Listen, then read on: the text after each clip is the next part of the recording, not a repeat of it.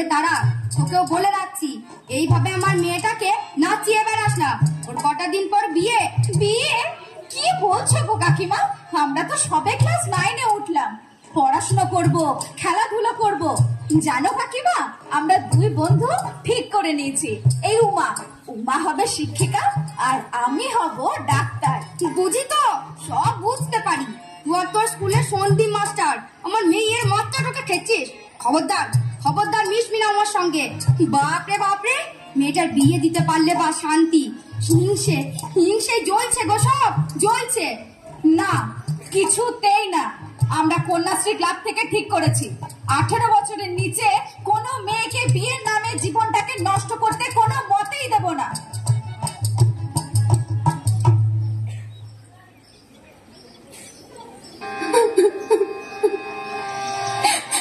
উমা, উমা, কাঁদলে হবে না। এ সময় শক্ত হতে হবে, সিদ্ধান্ত নিতে হবে। পুলিশ প্রশাসন সবাই তোর সঙ্গে আছে। আরে তুই তো বলতিস পড়াশোনা করবি, স্কুলের দিদিমণি হবি, সব ভুলে গেলি। না স্যার, ওসব বলেন না। উমা, আমি আর নিতে পারছি না। বাবা মা যখন সব ঠিক করেই ফেলেছে, তখন যা হবার হোক। না উমা, আমার কপালে যা থাকে স্যার। কপালের দোহাই দিয়ে লাভ নেই।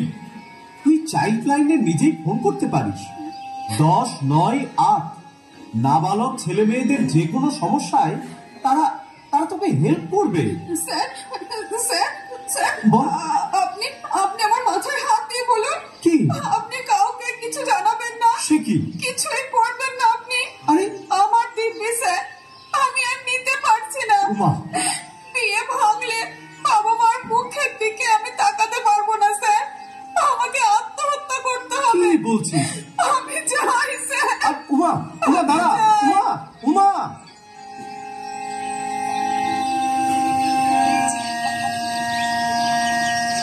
কিছুদিনের মধ্যেই বুঝতে পারলো উমা, 7-5 না ভেবে বাড়ির লোকের চটজলদি বিয়ে দেওয়ার কি ভয়ঙ্কর পরিণাম হতে পারে।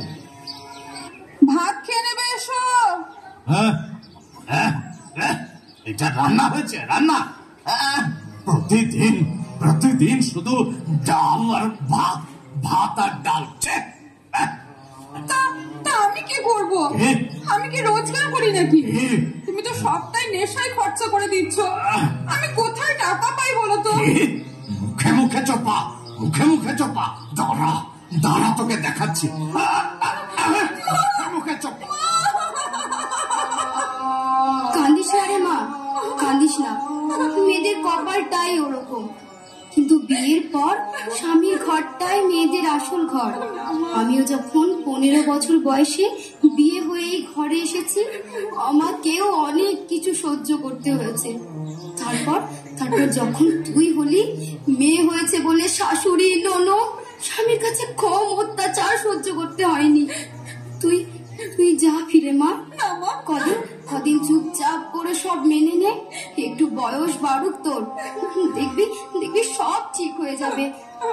যা মা, যা, ফিরে যা মা, যা। আমি যাবো না মা।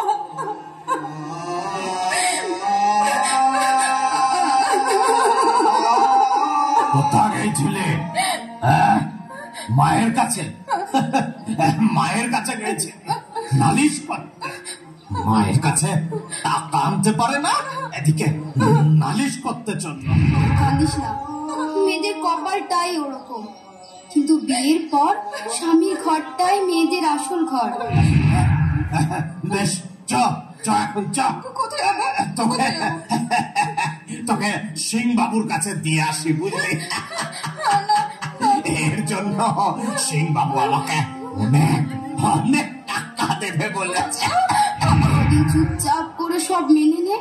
একটু বয়স বাড়ুক তোর, দেখবি সব ঠিক হয়ে যাবে। যা বলছি। যাবো না, যাবি না মানে? যাবি না মানে? যা বলছি।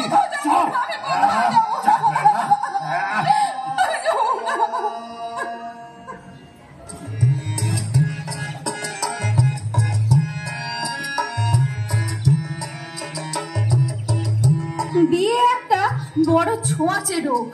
উমার বিয়ের ছোঁয়া লাগলো আমার বাড়িতেও। তাড়াতাড়ি বিয়ে না দিতে পারলে যেন পাড়া প্রতিবেশীদের ভাত হজম হয় না। তাই তাই একদিন লেখাপড়া করবে, এক গাদা লেখাপড়া করে কি করবি কি? একটা ভালো সম্বন্ধ এসেছে, কাল পাক্কা দেখা। ভালোই ভালোই কাল সব ঠিক হলে না তোর বিয়েটা হয়ে গেলে আমাদের কাঁধের থেকে দায়টা নামে না, বুকের বোঝাটা খালি হালকা হয়। না মা, না না। কি বলছেন আপনি? আপনার ওই আদরের মেয়েটি আপনার দায়, বুকের বোঝা? সন্দীপ মাস্টার, তা কি বলবো বলেন?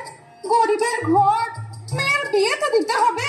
বাহ, মেয়ের বিয়ে দিতে হবে বলে মা হিসাবে আপনার ওই একটি কর্তব্য বুঝি? মেয়ের শরীর, মেয়ে